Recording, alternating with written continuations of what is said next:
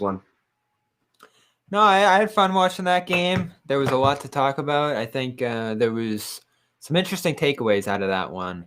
Namely, from everyone's favorite point guard, wasn't the hot take on Twitter tonight that this was going to be the breakout game for Jeff Teague? It might have been the game. Who said it was going to be a breakout game? I saw various people say that. I'm not going to call out any names, but I feel like this was more of a let's see if Teague can perform a little better with the starters than he's been, but like more of like Teague's last gasp rather than like anybody thinking this was going to be something special. So they put him out there in crunch time.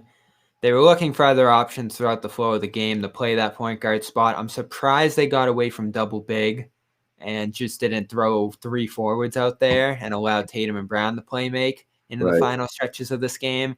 But they were looking for that guard. Carson Edwards wasn't it. Tremont Waters, bless him, had good stretches in this one. I thought he played good defense and passed well, and it was a big part of that comeback stretch that ended up tying this one with some nice playmaking in the fourth. But he went 1 for 8 from the field. Tremont Waters is a lifetime G Leaguer. And great. You know, pat on the butt for effort. That's great. If this was youth league, everyone gets a quarter. That's fine. Tremont Waters shouldn't be playing for this team any meaningful minutes at any point in time. But this is what happens. Look, you're out. Smart, Pritchard, you know, that's how it's going to go. You're out this many players. Smart, Pritchard, Kemba, you got to go deep. So that's what they did. And so this game, if it proves anything as we get to Jeff Teague, he's a horrible defender. At least on the stretch of this game, the defense was horrible by him. I don't think this is the Jeff Teague victory lap game. I really don't. Like, who cares? Like, Jeff Teague is bad. He's a backup point guard. He's not. Jeff Teague is very likely cuttable once if they find anybody else either in a trade or a buyout market. I'd be stunned if Jeff Teague finishes the year as a Celtic. I just don't think he's interesting enough to talk about at any point in time. I really don't. I think it slams the door shut on anybody who thought he was going to be a potentially impactful rotation player. And he was bad last year. No one else in the league wanted him all that much. They were able to get him on a minimum, and it worked for about a night. And ever since, they have not been able to get anything Teague is from him. Supposed to be veteran presence to come in, maybe run with the second unit, get you a bucket or two because you don't know who else is going to. That's the extent of what he should do. He's your 8th, 9th, or 10th guy at best. So the fact that he's fallen from 9th or 10th to like 11th or 12th is not a tremendous development. I really don't think so. This is a guy who wasn't counted on doing a ton. It was a veteran guy who's played well in the past, and you roll the dice to see if he's got anything left. I just don't think the Jeff Teague thing is that big a deal. He's not a guy you're going to count on. Like, he fell behind Pritchard in the depth chart like 10 seconds into the season. I mean, he's so That's far true. Better. When everybody's healthy here, there'll never be another Jeff Teague conversation again because he's just not going to play any sort of impactful minutes. This was just one of those games where they're down 3 guards, so you're playing 2 guys who probably aren't good enough to be in the league right now, or very fringy players. I mean, neither Teague nor Waters. They're barely rosterable, let alone guys who'd be playing 20 minutes a game. I think you make a good point there. When Peyton Pritchard comes back, those minutes would funnel to him. Yeah. But at this spot, you would probably still see Teague play some minutes. And I don't like him being that next option in the starting lineup as he's been for stretches of this year. It's probably cost him some games trying to force some minutes to him and try to get him going. And I get that Steven's saying that he wants to keep everyone involved and the veterans get the edge and all this different kind of stuff. I would have gone with Tremont Waters in the closing stretch of this game, or at least Tristan Thompson. So Tremont was in there most of the fourth until very near the end. Yeah, and then it got to that final stretch there where it was tied. He let Fox get by him. Tice had to come help, and then Holmes ended up scoring an important 3-point play down the stretch of this one. So this was just a winnable game to me.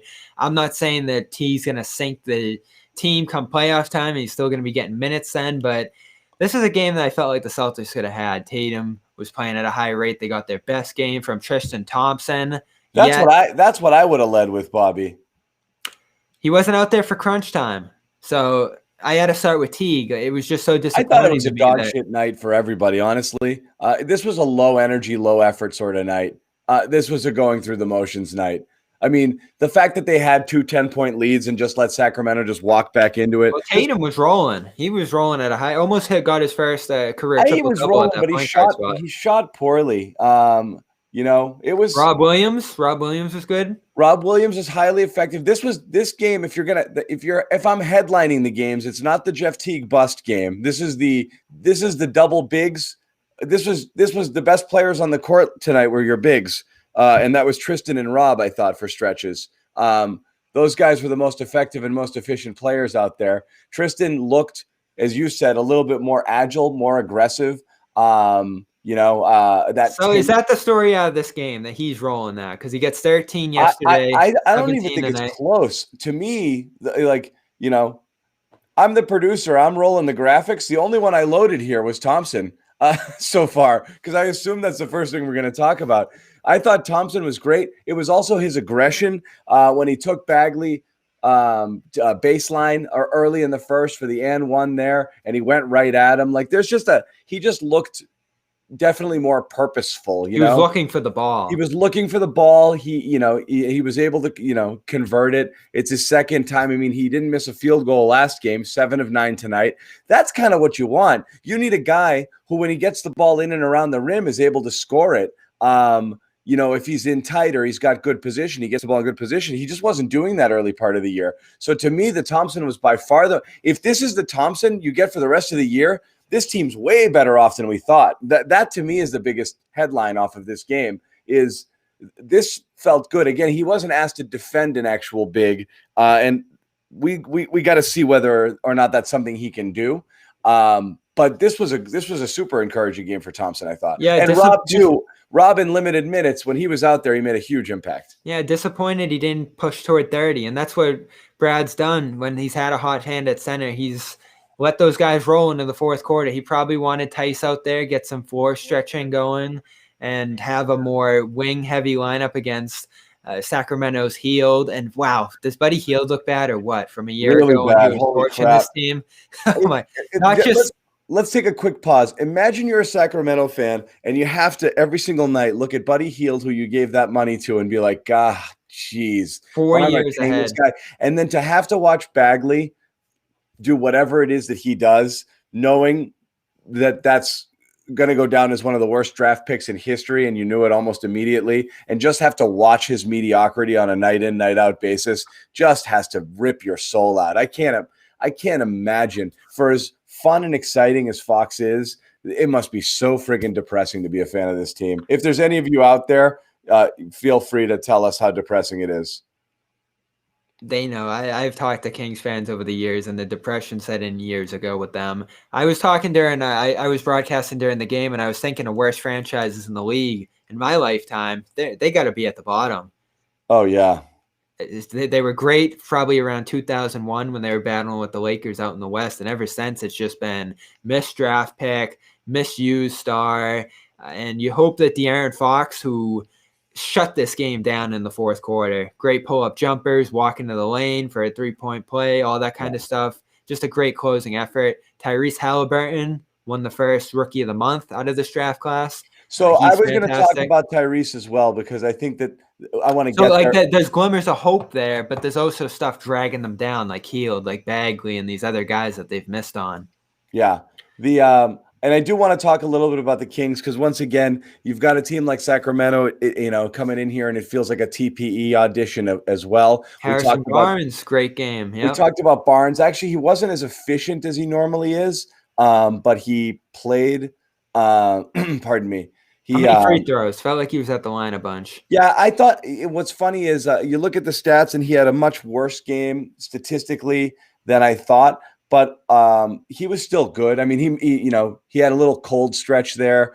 Didn't shoot the three ball really well. But this is a guy you're talking about bringing in here as your fourth option. It's just whether or not you're willing to pay those $20 million that he's going to be due for the next couple of years. But that's all he's going to be. If he comes to this team, he's a fourth option. And the question is, does that work for you? I mean, we don't get to watch these guys a lot. You watched them for an entire game, Bobby. What were your thoughts, your impressions? I mean, not just offensively, but defensively. He's a good slasher. I think he defends the wing positions well. He rebounds. You saw he can pass a little bit tonight. This is the high end of what you would want out of that. This is the highest end talent-wise that you could get off of it, and you would have to pay for it. The highest end of the talent spectrum is him and Gordon. If you're looking at those two guys, who do you think fits this team better?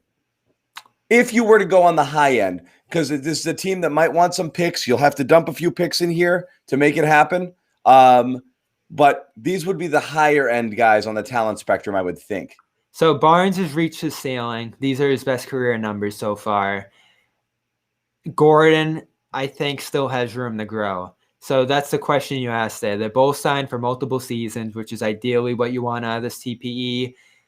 Barnes is a little more expensive. So if you want to save a few bucks, you go Gordon. But it's essentially even, these contracts both ways. So Barnes has won a championship. He's putting up numbers right now. He's healthy. Gordon, of course, is going to miss 6 weeks, and he's been injured throughout his career. I think you'd rather have Barnes if you just want a sure thing who's going to lock in and help you and be a role player that you can rely on. There's just one part.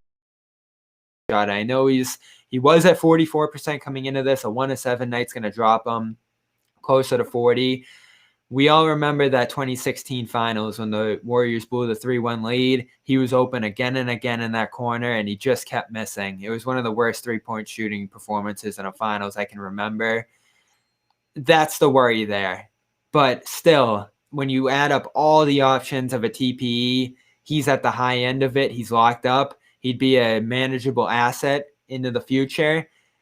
The question just has to become, you're probably picking between a guy like him and Marcus Smart at some point when it comes to contract time for Marcus Smart. But I think ultimately they're going to have trouble keeping Smart at that time no matter what happens. So you want to make the most of this year. You want to make the most of next year. And adding an extra wing who's a 10 to 20 point per game scorer and a defender like Barnes, it's a no-brainer to me.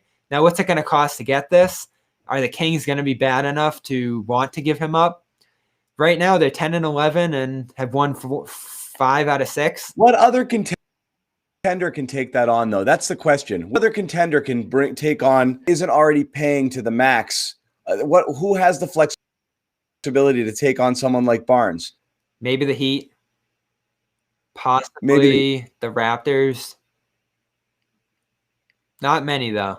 Yeah, and you're looking at you might be looking at a couple of firsts. I don't know what it would take. Yeah, that's the capital that the Celtics have right now. And I have said that I'd give up 3 first rounds for Gordon. I guess I'd say I'd probably go in a similar direction for a player as good as Barnes. I mean, this is a good starter in this league, and some nights a great one like tonight. I thought he was pretty great tonight. So if you can get that as your 4th or 5th option here, and you're talking about a starting lineup of Tatum, Brown, Smart, Kemba, and Tice with Barnes as your first guy coming off the bench, that's a really good team. And it can allow you to play more like this team ultimately wants to play. Because, John, I was thinking this during this game. You look at the way that the Celtics are playing with double bigs and crashing the offensive glass a ton and giving up a little more on defense than they want to. I don't think that's who they want to be. I think it works for right now. Love being that 3-wing team, you know? Yeah. They love that. The whole thing was built off of this switchability, having guys that can defend a whole bunch of different positions there that are really tough to defend. Their length, clogging up passing lanes, they were a really hard team to play against when you had those guys out there. They were big, they were athletic. It was really, really, really difficult to play against the Celtics. That's what they want to be. Danny's been salivating over wings his entire life. I mean, if he can get one, I think he's going to try to get one. And we both wanted Hayward back. I don't think we think Barnes is close to Hayward's level, but he's close enough. And again, to go on the record, I wanted Hayward for the overpay. I was willing, I would have gone where I'd rather go Hayward for $30 million for the next 3 than Barnes $20 million for the next 3. Oh, Bobby, I lost you, buddy. Lost Bobby. We'll filibuster here for a little bit. Once again, Celtics lose. We're talking TPE because this game didn't have a ton going on with it. Going to bring Bobby back. Technical difficulties. Bobby, you good? Yeah, it looks like I am. Okay. Anyway, I would have rather overpaid for Gordon than. But if you can bring back a percentage of Hayward's production at $10 million less, I think it's a little bit of a no-brainer. It would be the right play. So again, I like it. Now let's see how bad the Kings can get to where do they start selling? Do they start saying, all right, we're better off going to the bottom than we are fighting for that playoff position? It's going to be a thin line along that playoff line this year. I mean, think when you start to think, John, that 20 out of the 30 teams are going to make the playoffs this year, the sellers are going to be so few and far between this year. No, It's I gonna be get it, but it's not unbelievable. just that. Like I said, it's everything is a matter of fit. Like, what can one do? You got to take into account big trades have already been made in the league. You had a lot of movement before the season or early in the season. So, like, a lot of the moves have been made. So at this point, you're going to cross some teams off the list who are going to be able to do anything more than some bargain basement moves, bringing in guys 5 and 10 million, some buyouts, things like that. I don't know how many blockbuster deals are out there. I don't know. No, and this one's probably not a blockbuster. I'm trying to think if we were going to put a package together for this. I think I'd go in a similar direction where I'd be willing to give up more picks to make this happen, but I'd also want to see the Kings take some money back.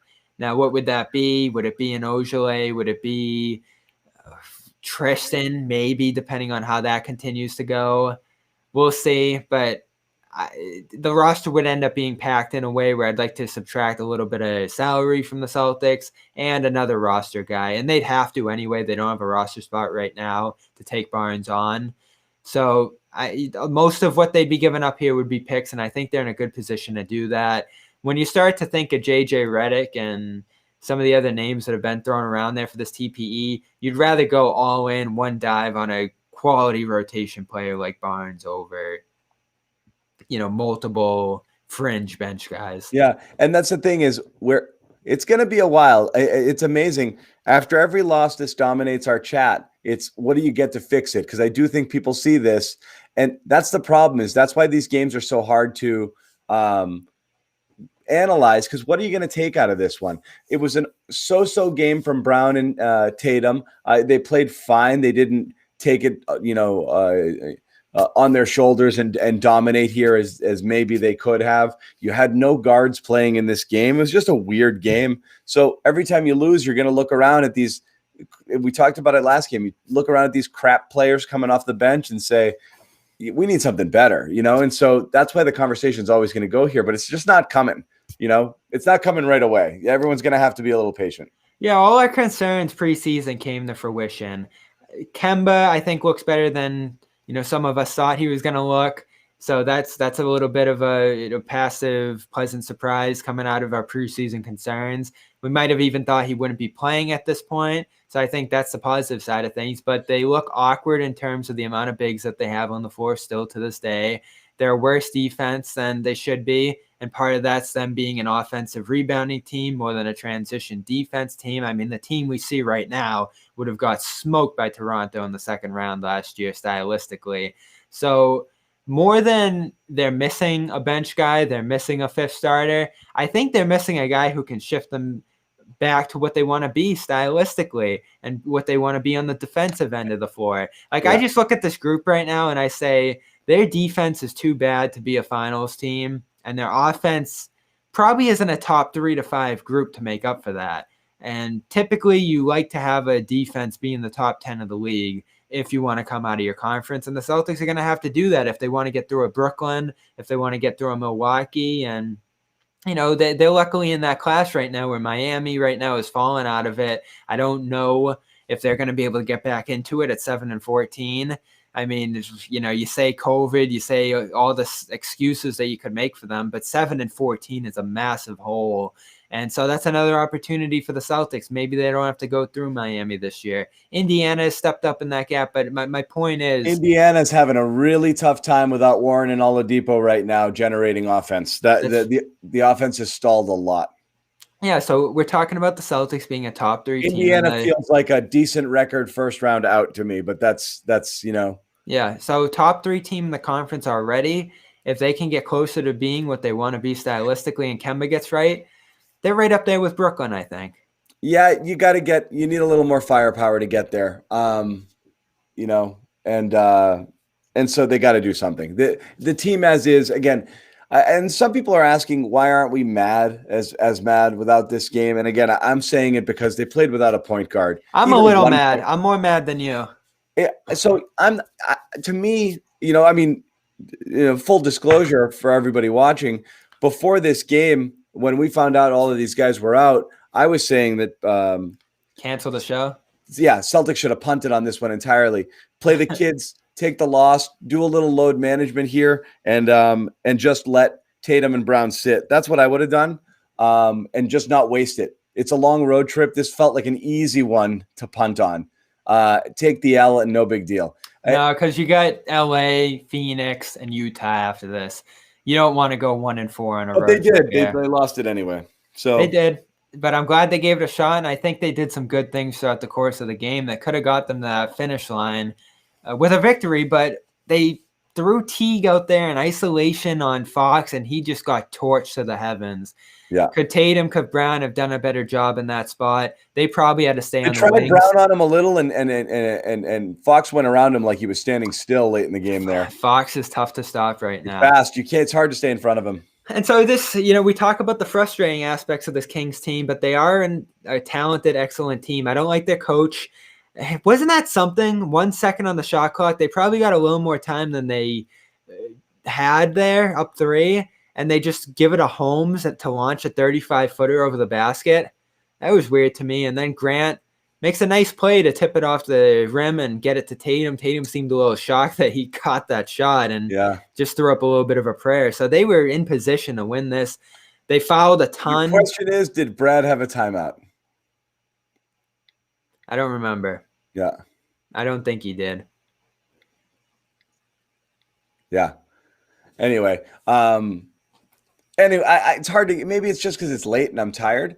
I just couldn't get mad about it because I just thought it was kind of a shit game. They should absolutely have won it. It's just, this is going to be, I think just fans have to get used to this. This is going to be a team that's going to kind of flounder a bit until it finds its rhythm heading into the playoffs.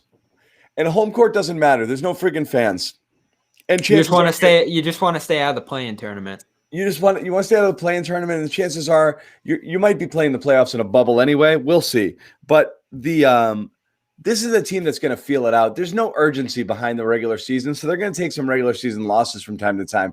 Again, the reason I always feel good about it is you've got Tatum and Brown, and we're very clear they're championship ready now. So guys come back, guys get healthy. Romeo, Smart. Kemba continues on, development of Rob. Maybe you get something out of Neesmith and that TPE. You could be looking at a team that's totally different than the one that you're seeing right now. And that's really all that matters, is kind of the last third of the season, I think, is really going to be the key here. What kind of basketball are they playing? Right now, it's just really hard to pass judgment here. Like, you can make some assessments right out of the gate. Tatum and Brown look great. Terrific. You know that. And they're a level above where they were playing last year. Anything beyond that, I don't think matters greatly. It's all gravy to me. So, it sucks to just say we'll see, but in many cases, I think we're going to have to wait and see. Well, my sentiment with the team right now as they're constructed is that they're not good enough and they're too awkwardly right now. It's probably not. There's too much on Tatum and Brown, and there's limitations around them and all this stuff. So it brings me back to our TP conversation and our personnel change discussion. And what goes back to, frankly, the missing Hayward spot on this team. They have to make a trade this year. I don't know if it's going to be Barnes or something more marginal on the edges, which wouldn't be too exciting and probably wouldn't be all that impactful if it's like a Redick-style move. But they need to make a move of some sort this year. Are we still talking about back to Isaiah Thomas, that they haven't made a midseason deal? And it made sense in recent years because they had this thing where if they were able to get fully healthy last year, which they were never able to, they said, we can bank on that. If Hayward, Brown, Tatum, and Kemba are all together, this team's a finals team, and maybe if things break right, a championship team. And the problem with banking on being healthy, which I think is something you could probably do to a lesser degree with this team too, say if we're healthy, we can get there, is that you're probably not going to be healthy in the playoffs. So how can you set yourself up to have some depth to sustain a loss in the playoffs if Kemba's not there, if Smart's hurt again, or, God forbid, Brown or Tatum? I know they'd probably be dead at that point, but make a deal this year. It's still too early. I know the market hasn't gotten that far along yet. And, we've all talked about what the playoff structure of this year is going to do to the trade market, but they need to make a deal of some sort to shake this up, to get the team closer to where they want to be, take some pressure off Tatum and Brown, and maybe add a guard to the mix. I don't know what it's going to be ultimately. I'd like a wing more. Guard would be my second choice. A lot of people have thrown around bigs like Bagley and Drummond and those kind of guys. That's last on my list of what they need right now. Like I said, I'll roll with the 3 bigs they have now. If you're better elsewhere, you'll be that's going to matter less. So if we're ranking what's good about this team right now, you go 1 Brown, 2 Tatum. They're probably 1 and 1A, and right behind them's the bigs. The bigs have been fine. On the whole, I think the bigs have been pretty good for this team. And look, Smart is smart. When he's here, he's fine. And Kemba's just kind of working his way in. So we'll see. Again, Kemba's incomplete right now. Why is everyone so mad at Brad Stevens? That's how it. Who are you gonna blame? I can't. I'm losing my mind here. I am not. You know me, Bobby. I am not a Stevens apologist at all. Okay, I think absolutely. I think the Celtics fan mentality that he's a beyond reproach, and in Brad we trust, I think is a little bit overblown. I think he deserves scrutiny, not necessarily criticism, but he can be talked about like anybody else. Nobody is untouchable in terms of talking about whether or not they're performing up to expectations. But the anger, I don't understand the anger towards Brad with this team and these players and what is he supposed to do? He can't conjure better players to come in off the bench. Like, this is the team. It is at this point, it's an imperfect roster that's right now decimated by injuries. What is it that people want Brad to do? I don't understand. And I'm not a Brad apologist at all. I don't get where it's directed at him. I didn't love the Teague decision down the stretch tonight. That's my one gripe with him here. I would have gone to Thompson a little more. Tremont had been in for a while, and I do think. I mean, he'd been in for a long while, and so he tried to go back to Teague when they needed some offense, I guess.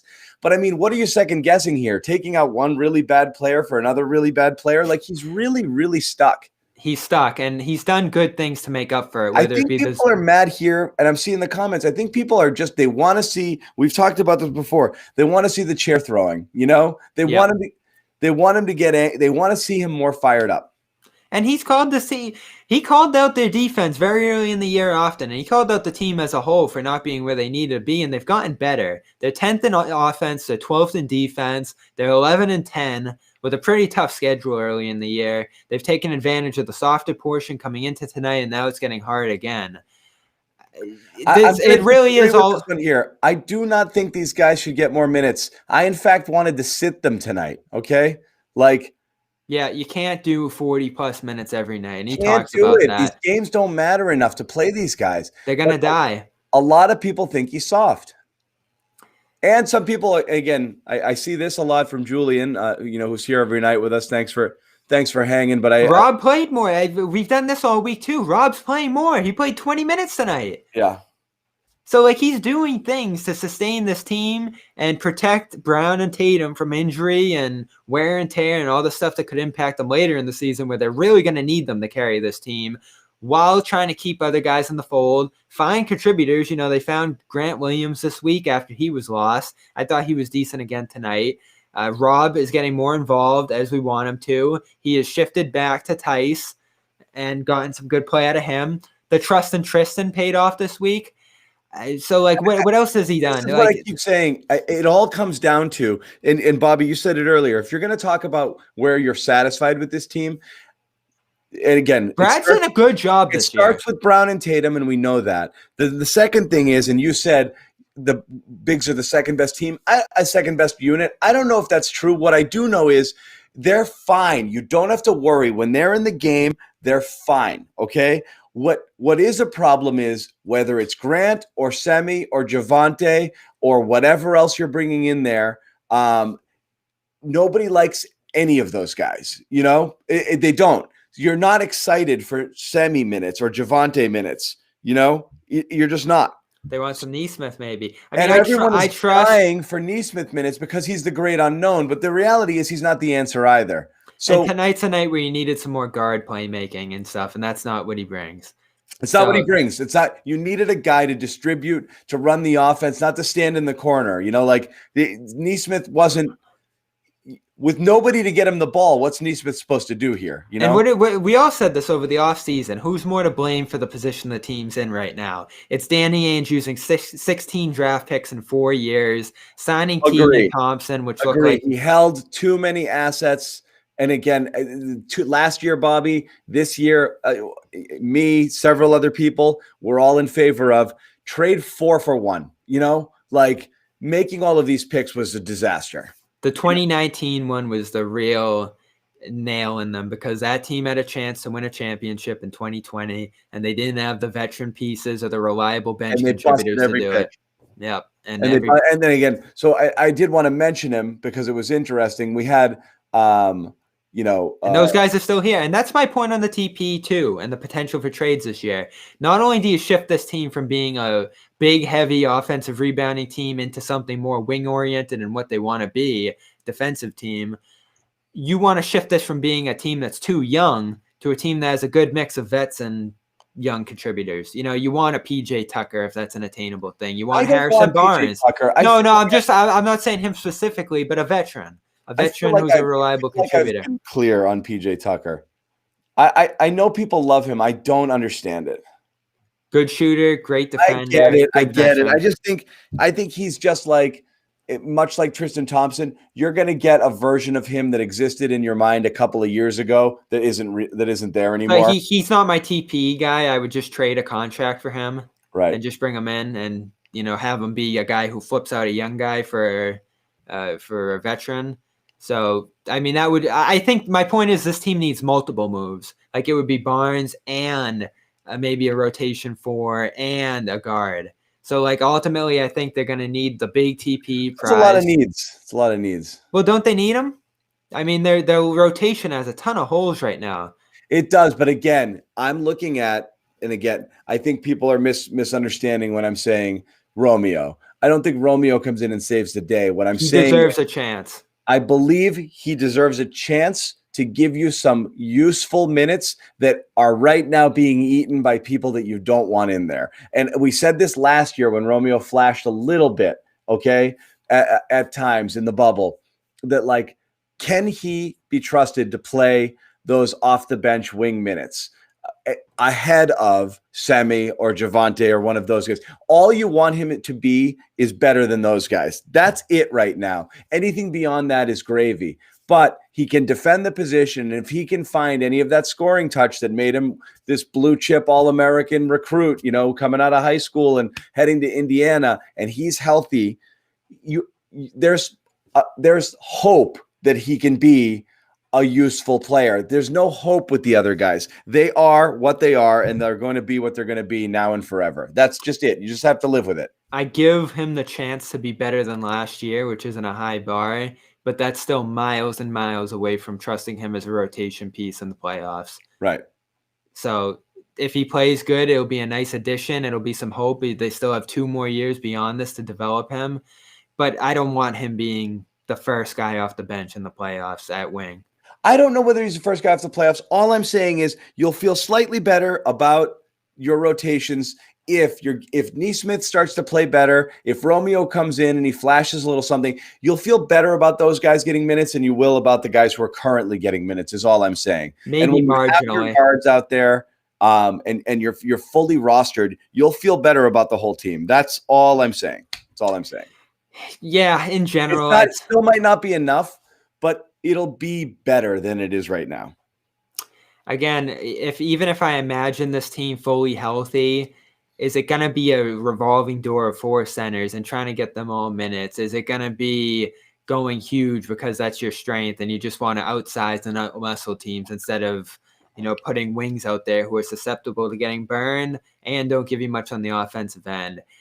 They're just trying to squeeze in positions right now. And put the best players on the floor regardless of fit and shuffle the deck and all this different kind of stuff. And they're constantly searching. And if they keep piling up injuries, if guys are still moving in and out throughout the year, that's going to be tough to manage. And it's going to be tough to get the group of five that they had out there a week ago. I mean, it feels like 3 weeks ago now that they had Tice, Brown, Tatum, Smart, and Kemba out there against San Antonio. And we saw how sloppy that looked. So even when that comes back together, it's going to take some time for that group to gel again, to get their feet under them. Like this team's not only at its full strength, far away from being stylistically where they want to be, when they're this hurt, it takes time for all those guys to get integrated. So this team, like, they feel like they're months from becoming what they ultimately want to be, even if this is the rendition of the team that they're going to carry forward. And people here killing them. They're playing soft right now. It's a soft team. The defensive effort isn't there. It looks like they're going through the motions a little bit here. It looks like they're waiting for the same thing you guys are waiting for, which is it to matter a little bit more, the team to be a little bit more whole. It's not. But guess who started to change that a little bit tonight? Thompson. Tristan. Back to Tristan. Before we close, because I think Tristan is worth revisiting, I did want to mention, I do feel when we talk about consolidating picks and moving up, last year you had Hero. You couldn't get up. You couldn't get one spot up to take him, even though he was your guy. And we know that he was their guy and they wanted him badly. And Halliburton feels like it's this year's version of that. You said it was going to be. And you liked him. A lot of people liked him. A lot of people thought he might have been the steal of the draft. He went 2 picks before Nesmith was taken at 14. Again, you wonder, was that possible? Was it possible to get a little bit higher, to get into a point where you consolidated some picks and some assets to get a player you actually really wanted? And I don't know if that's the case. I do know, and it's well documented at this point, and we might have overblown Hero a little bit last year. I do know they wanted Hero desperately last year, and the air went out of the room when he got taken the pick before. And so I feel they felt like there was a tier drop from Hero to the next players. And I think Halliburton's another case of that, and he went 2 picks earlier. And you watch him play, and you're like, wow, that would be a really useful player right now. And so the question will always be, could they have moved up? And the answer is always going to be different depending on who you ask. Yeah. We were close. Like the Celtics will say, oh, we offered everything for the Hero position in 2019 probably. And then even this year, if it doesn't work out and this guy ends up being a grand slam, you'll probably hear we wanted Halliburton and we just couldn't move up those extra few spots. It makes me think of this Miles Turner situation as well, because in recent weeks, it's become less clear whether or not he was actually available because of the fact that Gordon Hayward had to accept the trade. And Hayward came out in his interview, of course, and said, no, I was never interested in the Pacers. Is that just Hayward saying, I always want to be Hornets and now I'm a Hornet now and, I never wanted anything but?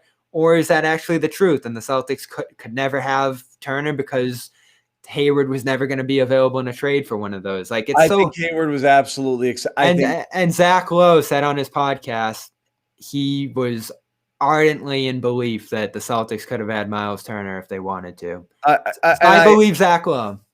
I think I think there were enough people all saying that to the point that it felt like it was, it was pretty believable. And so that brings me back to Hero. If they put up all their picks at that time, including the 3 ones that they used in this most recent draft to move up to get him, could that have worked? 6 or 7 first-round picks. Maybe. So Halliburton feels like that guy this year. So we'll see. And I don't disagree, Julian. I do think we overrated the hell out of him. I still think he's a lot better than Javonte Green and Semi Ojeleye. So there's this question too, though, and Bernardoni has pushed this often because guys freak out about the Desmond Baines and the other guys that teams have gotten, like Memphis. We talk about Brandon Clark often. They've gotten minutes and run and shots in Memphis that they wouldn't have gotten here. Yeah, but you're looking at, there's 4 or 5 guys at the tail end of that draft that are actually playing very, very, and these are guys taken after Nesmith, but also before, like you have Sadiq Bey, you have Precious for the Heat, you have Maxey, you have Quickly, You have Quickly's going to be one that teams are shaking their head at for a while. oh my goodness. So how many Quickly, Kentucky guys have slid through at this point? Quickly's a revelation. You have a few of those guys there. Keldon Johnson just killed the Celtics a week ago. He went late in the first round 2 years ago. And those guys were all there in the late teens, early 20s, you know. The Celtics passed on Johnson twice. Another wing, another Yeah. solid defensive scoring wing. Yeah. It's Kentucky, like teams just got to take all the Kentucky guys, forget what they did in that one year at Bain, the other one Kentucky. you mentioned, Bain went last, right? The Celtics picked Bain and used Bain him to and dump send him to Cantor. Memphis, right? Yeah. Or Poirier, yeah, they used him to dump Poirier. Yeah. They didn't have room for him. I'm You not should freaking never out say about that that name one. again. It's just not something you're able to say. It's Vincent. I'll use Vincent. Call him Vinny Sex Pants. One more thing tonight. We've talked about players getting back into the fold. Do you expect Peyton Pritchard to just hit the ground running here Friday or Sunday, whichever day he comes back? I do. I feel pretty good about it too, but it brings me back to Teague, which I started the show with. He blew by Teague at the beginning of the season. If there's any bumps in the road for him coming back, does Brad still lean on Teague a little bit here just because he likes I don't think the there's any veteran? question. It's actually I like knowing that he's out there now that Kemba's back too. We haven't actually seen that really, so it's actually now all of a sudden you go from an area of weakness to a potential area of strength where you feel good. When Pritchard's out there, controlling the offense with the ball in his hands. So I'm looking forward to it. I think they've missed him a good bit, actually. I'm wicked excited. And, I've pumped up Tremont Waters in the past for doing some of those things that Pritchard did at a higher level. But even Waters tonight did some things on outlet passes and other things that got you excited because the offense just started moving a little bit. And he didn't have a great game, but it was nice to have a guard in there who's going to move the ball with some urgency, defend a little bit. It's just like Teague just looks so ready to retire, doesn't he? Teague does not look at all interested in playing basketball. Yeah. At all. It's like his career is over. Yeah. He looks like if he weren't doing this, he'd be doing nothing. And it's weird because he's getting minutes and opportunity. It's not like he's sitting on the bench all the time pouting, Like I don't understand it. He doesn't seem, he doesn't. I didn't like the signing. I just didn't. He was so flat last year too. It's not like he was playing well last year and now he's falling off a cliff. I think again, you get caught with the name. The thing with Teague is he was a Celtics killer, so you get caught remembering. Does Danny do that? I was thinking about that earlier. A lot of teams do. Thompson was the same way. You see a guy play against you, and you're like, man, I want that guy. A lot of teams do that. And Thompson said at a recent press conference that he did that he had heard for a couple years that the Celtics wanted him, and that part of the reason was that he would always kill them. And, Tatum started texting him last year and stuff built up in a way that I think like guys on the Celtics side, whether it was players or front officers, were like, wow, this guy's destroying us in the middle. Maybe he can do the same for us. But ultimately, he doesn't get to play the Celtics anymore once he's in the Celtics uniform. But I think my patience is paying off with Tristan a little bit. Teague's done. I think that signing's out the window. At some point, they might have to move on from him to open up a roster spot. But Tristan looks like he can still be an energy, rebounding, and possibly defensive. I saw some signs of it tonight. And a guy who turns up the energy in a way where the Kings weren't defending the paint at all. So he took it to that spot and he started attacking them there. So that's the story of tonight. Yep. I get why people are mad. They had a chance to win this game, and I didn't love the lineups down the stretch, and that can irk you. But you just have to keep thinking about the big picture with this team, and this one really didn't matter all that much. All right, real quick, we'll let everyone know. Again, Manscaped, you can still get in on this action. Press past 20% off your first purchase, and you get free shipping, which is good. So go get yourself some grooming for the new year. Lawnmower 3.0. You've got some fresh underwear, a carry-on bag. You got powder, you got spray, you got cologne, you got the whole package here for your package. Press past 20% off your first purchase, free shipping at manscaped.com. Make sure you get in on that. We do have the Clippers next. That's kind of cool. Hey, that fits. Manscaped Clippers. Yeah. That's always fun. These games, these guys love getting up for the superstar sort of games. And Jalen and Jayson want that George Kawhi, they know that conversation gets had all the time. Are they as good as those guys? Who would you rather have? That's what it always becomes here. So this is one of those games where everyone's going to be up. So I'm worried. I'm worried about that one.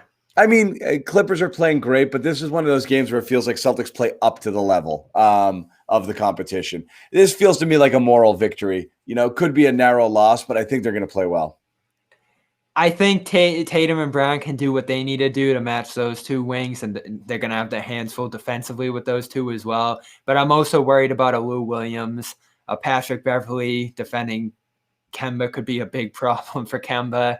Serge Ibaka and Ivica, there's another name, Zubac, are phenomenal centers for that team. I mean, that group, they've given the Lakers their run already as well, and they look like a full-blown championship contender if they can just get over their own hump against the Lakers. And the consensus right now, it's a 3-team race between the Nets and the 2 LA teams. So that's my point. That team's on another level. I could see the Celtics getting destroyed. Those guys seem to be in that kind of upper stratosphere. Just a little level above, and I think Milwaukee can get there too when they get their shit together. But that's you view that as kind of there. You wonder whether the Celtics can get there, and I think they can, but they're not there now. So we'll see. But we'll be back for that. We'll have a fuller cast of characters, we believe, for that. We're going to get at least Jimmy back. We might get Jimmy and Josue back, and we'll all be here Super Bowl Sunday for, is that the Jazz? Suns, then the Jazz, right? Yeah, scary triple threat ahead here. All those teams are really good. There's going to be, it's fun. There's some good talent here that we're going to get to see. And that Clippers one's an ESPN game, and the Jazz one's a TNT. So we're here for all of it. We'll be back Friday. Like I said, fuller house for Friday. We may have all 4, if not certainly 3 of us. Everyone's here for Super Bowl Sunday. Prior to the Super Bowl getting started, you get your fix on with the little Celtics Post Game. Why not? And then we'll close out that trip. Then I'm going on vacation. Yeah. Then we got to take a break. I got school vacation. School vacation's coming up too, Bobby. I might have to take the little one skiing, so we'll figure it out. But we're back on Josue. They got some work to do coming back from this. That's right. Yeah, they're on their own. Jimmy Josue. The Jimmy Josue Nick show, okay? You're not going to have Bobby and me arguing with each other anymore. That would be an interesting trio. I thought we were going to get Nick at night again tonight, and then 10 or 11:15, he checked out of my broadcast, and I knew he was hitting the hay. And Josue continues to tweet throughout the night. We'll be seeing his tweets until 3 a.m., but no words on this show. I'm looking him up right now. When was Josue's last tweet? Josue Pavone. I'm curious. We said those were the rules. If you're tweeting, you're in. 28 minutes ago. That's within the show time. Now, could he have made it to the end? I don't know, but I would have liked 15 minutes of Josue. I would have taken that too. He's tweeting in press conferences. Josue forsaking us. Anyway, we'll get him back. Yeah, thanks for hanging, Bobby. And thank you guys for hanging with us. We've still got some work to do. We're going to pop into these pressers here. And so we'll have a bunch of stuff going up on YouTube. Subscribe if you haven't already. We'll have a bunch of things going up on the site as well. So check that out. And then we are back on Friday. So again, thanks for hanging, everybody.